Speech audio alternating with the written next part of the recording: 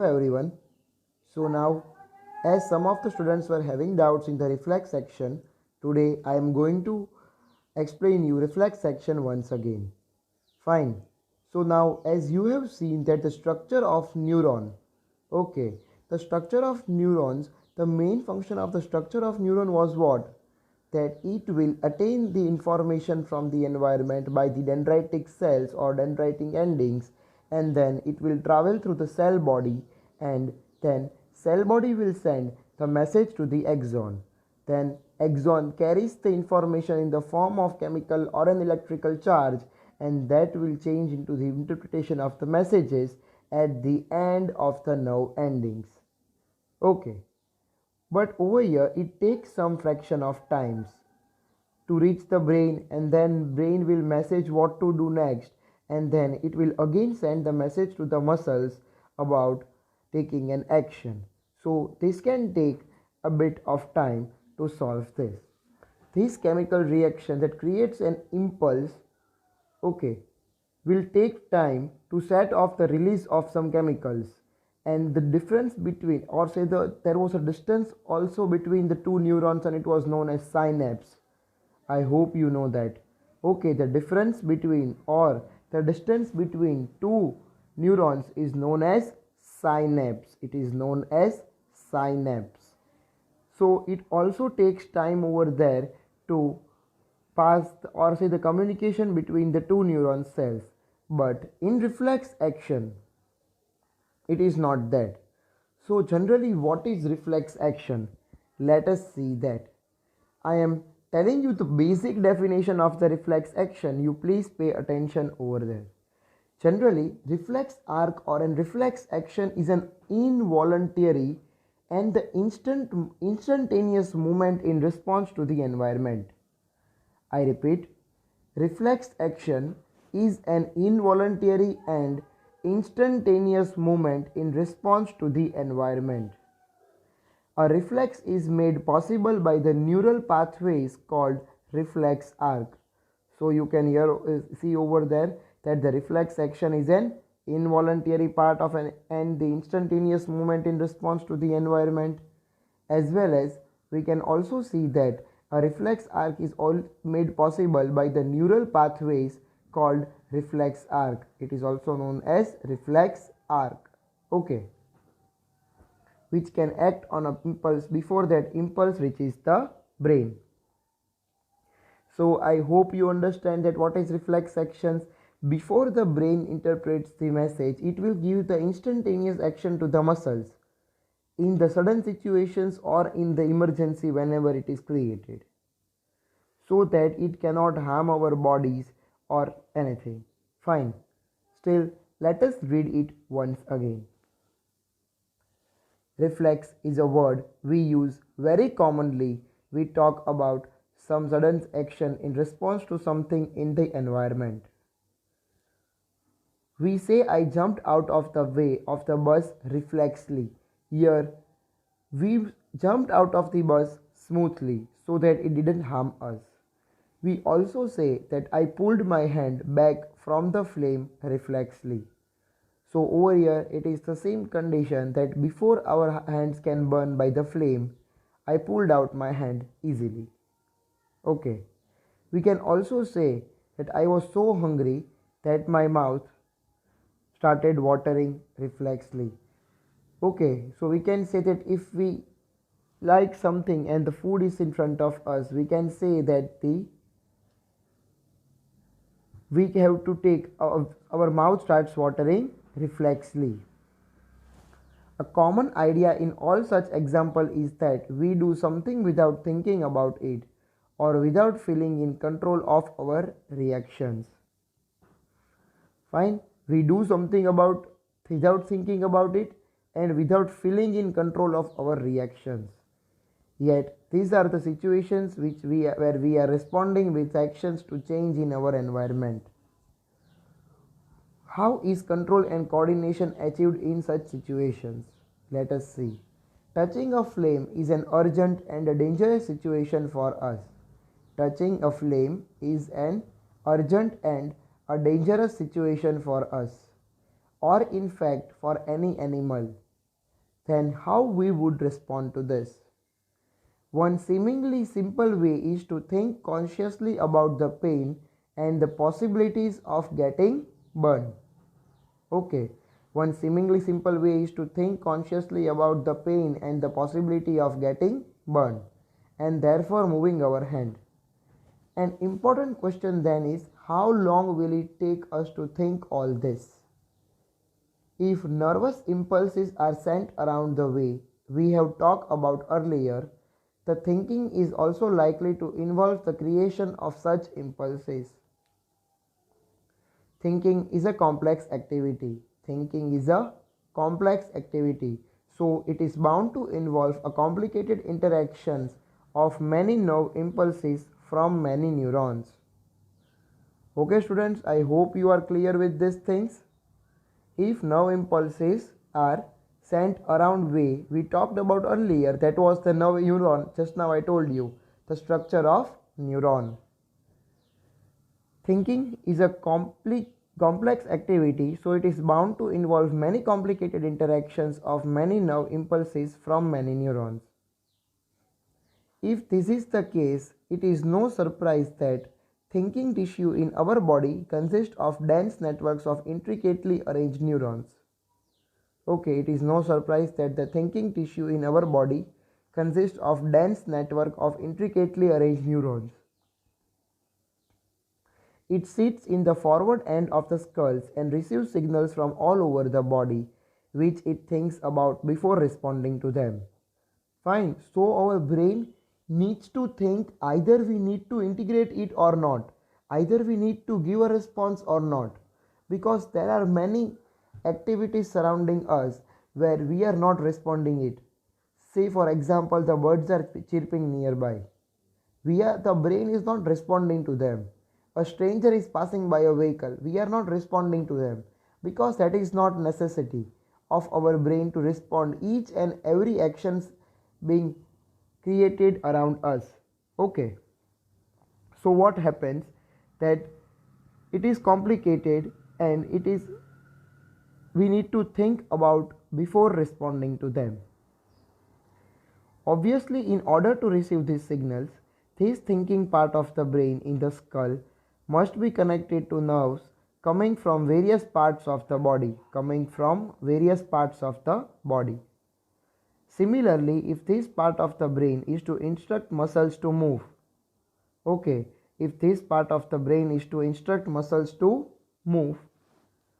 nerves must carry this signal back to the different part of the body. If all is this to be done when we touch a hot object, it may take time enough, or can also lead us to get burnt, or it may also lead us to get burnt. Okay, sorry. So I hope you have understand this. This is the working of the brain mechanism. It is not the reflex arc, what I told you. If there is a message what we need to act upon the environment, then the brain will think either it is necessary to give response or not, and then if it is necessary, it will instruct muscles to move. This will go back to the muscles and act on the different part of the body of what to do. So they are giving us the example of whenever we are touching a hot object. So whenever we touch this hot object, it may take time to act upon it. It may take time to get burnt. Okay. So now, how does the design of the body solve this problem?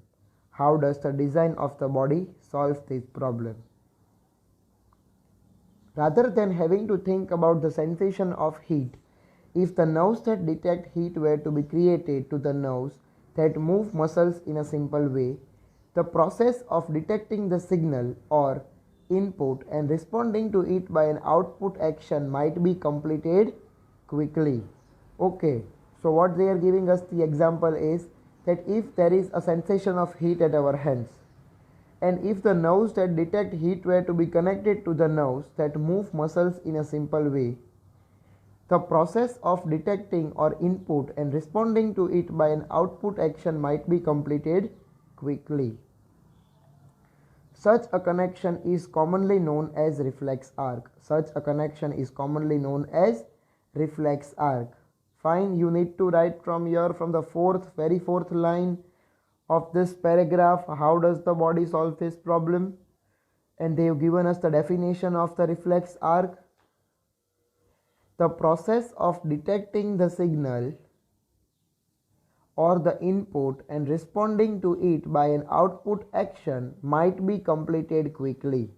The process of detecting the signal or input and responding to it by an output action might be completed quickly. Such a connection is known as reflex arc. Such a connection is known as reflex arc. Fine. I hope you are clear with this, students. If you are having any doubt, then please let me know. But the next question is, where should such reflex arc connections be made between the input and the output nervous system? The best place, of course, would be at the point where they first meet each other. Okay, because in the case of brain, first of all, the message will go to the nerve cells. Nervous cells will send a message to the spinal cord, and then spinal cord will act upon it, and then message will be sent to all the parts of the body. Okay. So the best place, of course, would be at the point where they first meet each other. Nerves from all over the body meet in a bundle in the spinal cord on their way to the brain. As I told you, all the nerves from all over the body meet in a bundle at the spinal cord, and then spinal cord will reach to the brain. As we have seen in the human brain, the peripheral nervous system. What was peripheral nervous system? It was the connection between the cranial nerves arising from the brain and the spinal nerves arising from the spinal cord, and then they both are tied together working as a brain. Okay. So reflex arcs are formed in the spinal cord. Reflex arcs are always formed in the spinal cord itself, although the information input also goes on to reach the brain. You please note that, students. If you are having any doubt, then you please let me know. Okay. So reflex actions are formed in the spinal cord itself, although the information input also goes on to reach the brain.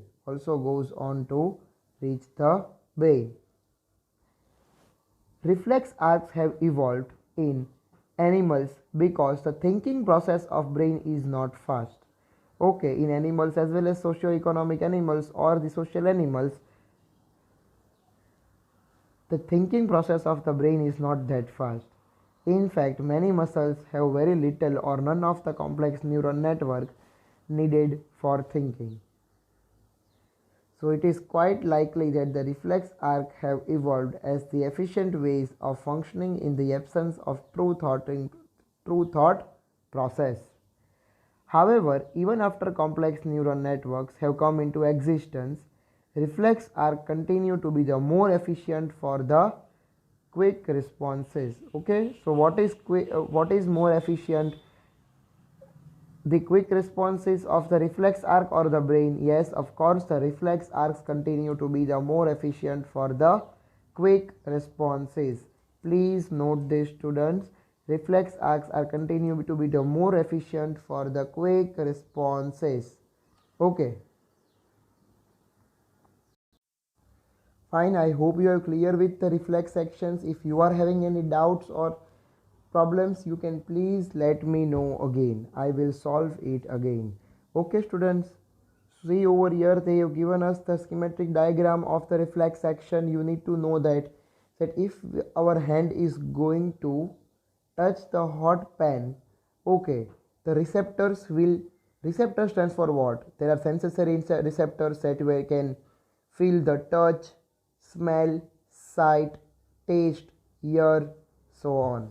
Okay, so receptors will feel the heat or a pain and there is in the skin, whereas the effector of the muscle will affect those things. But there is a sensory neuron exactly after that, and that motor neuron will directly work about the spinal cord. Okay, so the message won't be sent to the brain. See, students, you can see over here. Okay, first the message went over through the sensory neuron and then sensory neuron to the spinal cord. But first, before that spinal cord only, The message was sent to the hand to take away from the hot pan, and thus the hand was being snatched from it, and thus the motor neuron will snatch the hand. Okay, so the effector in the muscle arm and the relay neurons works upon it before the brain acts it. Fine, I hope students you have understand this, and if you are not having any doubt, then you need to go through it. If you are still having any doubt, you can please let me know in the comment section. Okay, I hope you are clear with the human brains. Fine, I am continuously repeating this because it is necessary to you in the examinations. We cannot solve this on a board due to this pandemic, but still we will clear this as much as your doubts are possible. Okay. Human brains, I hope you know the human brains. The human brain consists of a central nervous system. Central nervous system consists of two things, the human brain and the spinal cord. The brain and the spinal cord constitutes the central nervous system. The brain and the spinal cord constitutes the central nervous system. They receive information from all the parts of the body and then integrate it. They receive information from all the parts of the body and integrate it. Okay, here they have also given us the communication between the central nervous system and the parts of the body, which was facilitated by the peripheral nervous system, peripheral nervous system consisting of cranial nerves arising from the brain, as I told you, and spinal nerves which was arising from the spinal cord. Okay. The brains are responsible for the integrating different inputs and outputs. The brain has three such major parts or regions, namely the forebrain, the midbrain, the hindbrain. Okay, there are three major parts of the regions, namely the forebrain, the midbrain, the hindbrain. The forebrain will be the main thinking part of the brain. The forebrain will be the main thinking part of the brain. It has regions which receives sensory impulse from various receptors. It has regions which receives sensory impulses from the various receptors. Separate areas of the forebrain are specialized for hearing, smell, sight, and so on. Okay, separate areas of the forebrain are specialized for hearing, smell, sight, and so on, also known as sensory impulses or receptors. Therefore, there are areas of association where there is sensory information is interpreted by putting it together with information from other receptors as well as information that is already stored in the brain. All this, a decision is made about how to respond, and the information is passed on to the motor areas which control the movement of the voluntary muscles. However, certain sensations are distinct from seeing or hearing. How do we know that we have eaten enough? In our forebrain, there is also an sensory information being sent that how we are going to eat something and how the stomach is full. Okay, students? And that sensor is related to the hunger.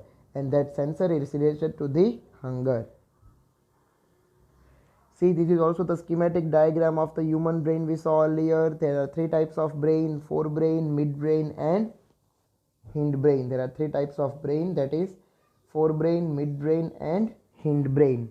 Okay. The brain is protected by the cranium, also known as skull. Hindbrain is made up of three subtopics, that is pons, medulla, and cerebellum. And the brain is whole connected with a spinal cord. Okay, students? Pituitary glands, as I told you in the hormones, they are responsible for the growth of hormones in the human body.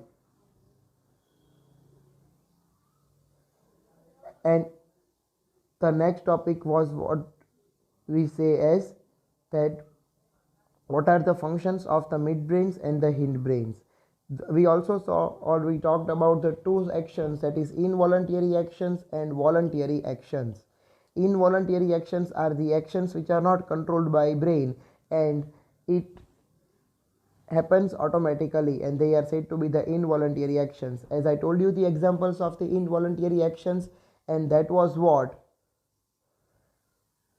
The blinking of eye, blood circulations, salivations, vomiting, okay, as well as the heartbeats, etc. are the examples of the involuntary actions. Etc. are the examples of the involuntary actions, whereas the voluntary action consists of where brain needs to give message to do work, the moving our hands, nodding our head, eating something, walking or running, bicycling, etc. Okay. Out of these, many involuntary actions are also controlled by the two forms, that is the midbrain and the hindbrain. All these involuntary actions conclude blood pressure, salivation, vomiting, etc. and controlled by the medulla in the hindbrain.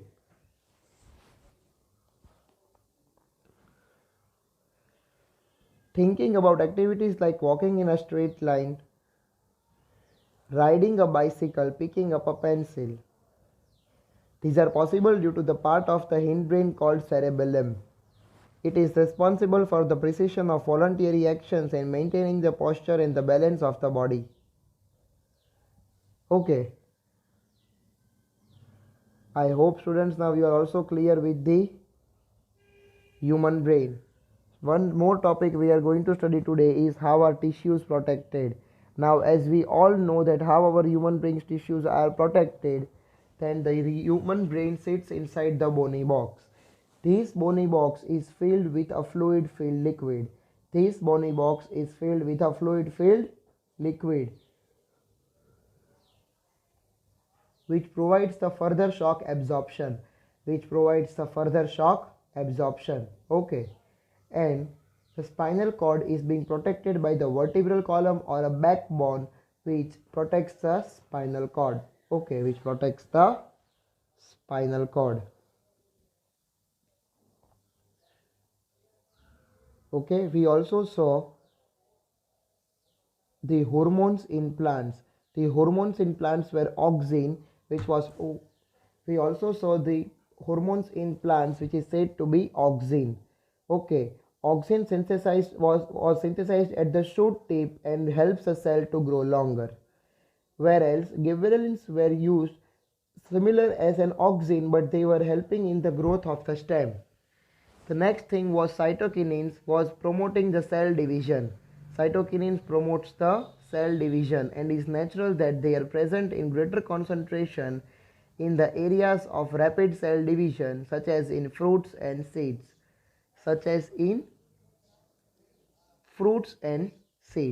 Whereas there was one more hormone in the plant that was known as abscisic acid that was responsible for the stopping of the growth of plants, also known as inhibiting the growth of plants.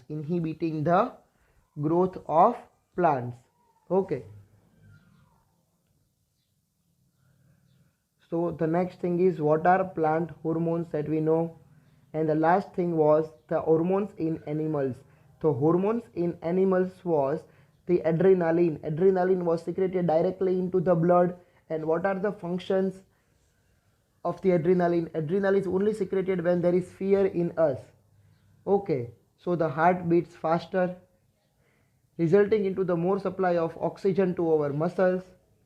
The blood of the digestive system and the skin is reduced due to the contraction of muscles around the small arteries in the organs. This diverts the blood to our skeletal muscles. Okay, because of this contraction of the breathing rate also increases because of the contraction in diaphragm and the rib muscles. Such animal hormones and part of an endocrine system which constitutes a second way of control and coordination in our body. Next thing is different types of hormones. What we learnt was pituitary glands which are responsible for the growth hormones in our bodies. Okay, adrenaline glands, testes for testosterones and ovary for the estrogens. The another hormone was thyroxine. The another hormone was thyroxine. Thyroxine regulates the carbohydrates, proteins and fat metabolism in the body to provide the best balance for growth. To provide the best balance for the growth. Iodine is also essential for the synthesis of thyroxine, and so iodine should not be deficient in our diet, and it will also lead to the thyroid, and one may suffer from the goiter. The symptoms of the goiter is the swollen neck. It is the swollen neck. Okay. Sometimes we also come across a people of very short or very long.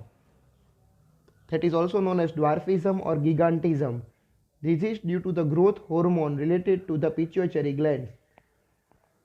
As its name indicates, growth hormone regulates growth and development of the body.